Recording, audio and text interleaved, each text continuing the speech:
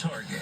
Welcome back to Sanford Stadium in Athens, Georgia. 1997, Mike Bobo, the current offensive coordinator. And welcome back to the Sanford Stadium. Yeah, I played against Kirby Smart. I was on some of those Florida teams.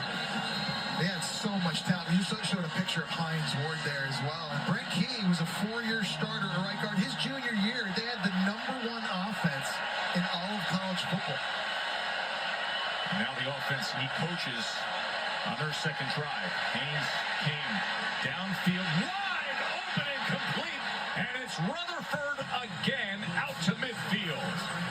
Well, it's a nice play design by Georgia Tech this time. They're going to clear out an area in the field out wide and take the corner with them, and then it opens up a big spot in the middle of the field to run this fork route into. Now, we were talking about Haynes King and how it would look throwing the ball downfield. Not a lot of velocity on that throw, but it was perfect touch and perfect timing, and that's how they got the completion.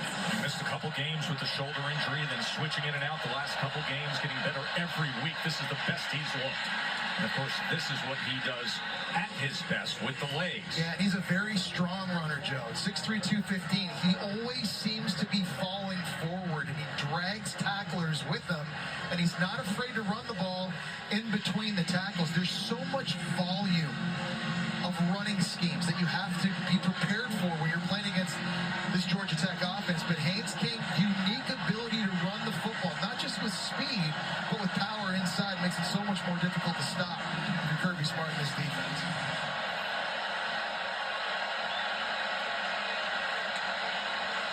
Second and 5. Alexander up right tackle. Alexander keeps his balance for another Georgia Tech first down. Really nice job by the right side that time of the Georgia Tech offensive line. It's a stretch zone play.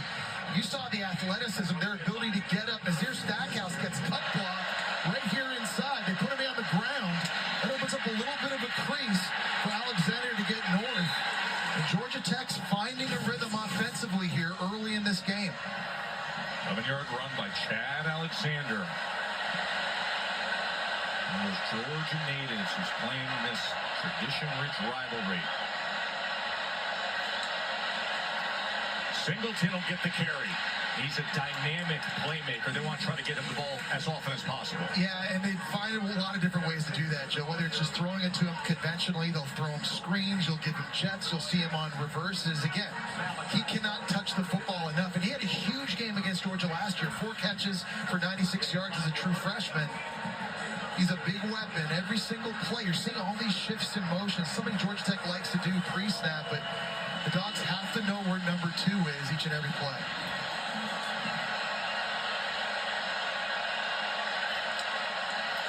Second and 5. Fake the short pitch as Haynes King drives it ahead. It'll be 3rd and 1 from there. There's just so much misdirection in this Buster Faulkner offense, really. I mean, you're pulling offensive linemen one way, and guys are going in jet motion, and you're faking handoffs. If you don't have good eye discipline as a defense, the ball gets run right by your face, or it gets thrown over your head. You see Jeep Wade, their offensive line coach, who's done a tremendous job with his unit up front. Zach Pyron is now in at quarterback as King is split out on 3rd and 1. He's 6'3", 220, a big runner. 3rd and 1, he's going to take it straight ahead, and let's see will they mark it, because the interior of the defensive line of Georgia was stout, and I think he's going to be about a football length short. Looked like Jalen Walker and the Dogs clogged things up. Yeah, Chaz Chambliss did a great job of the defensive end position, crashing inside and holding the point. But it was just like a wall, and Georgia Tech staying on the field. They're opting to go for this here early, right inside the 25-yard line. Here we go with a 4th down. All right, let's see. Can we make a stop on them? Can we? Haynes. And I don't think so at all. We stopped them.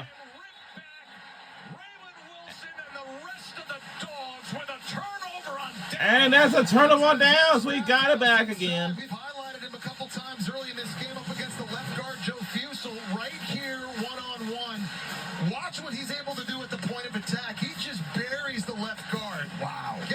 frustrating. Wow, we are That's good, all they man. needed. I With knew no we made a job stop by the on him. Georgia defense, these last We two made a plays of stop short on yardage him. Situations being the more physical unit that J- has galvanized Glenn Schumann, their defensive coordinator, and the rest of this team. Here's Robinson getting a carry, and that's good to see as Roderick Robinson, who has missed so much time with a turf toe injury, back to action. Well, it's so nice to have the depth and the recruiting that Kirby Smart has. When you lose Trevor Etienne, you can roll out the number 3 running back in high school last year, Nate Frazier, early, and now Roderick Robinson with his talent. Good to see him back on the field.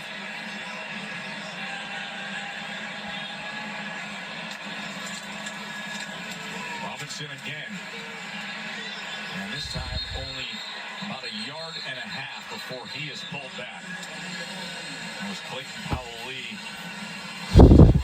Well, Georgia statistically has not been a great running team this year. Only 130 yards a game, not even the country. I think that's a little bit misleading because they throw so many wide receiver screens, which to them really is an extension of the run game. As is often the case, a third down. All right, we got to do something on this drive now. At running back, 34. 34. Back with time, and he gets it complete to Dylan Bell for a first down. That's a nice job. by That's a Dylan first Bell, down, making a the very catch first in down. traffic. We talked earlier about all the different drops Georgia has had. Dylan Bell on the slant route gets the inside release.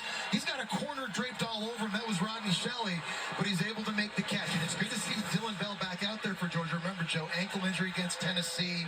They weren't sure if he was going to be able to go, already making a play early. Medical staff out to attend to a Georgia Tech defensive player as Georgia just had their first down of the evening. And we'll step aside and we'll be right back. So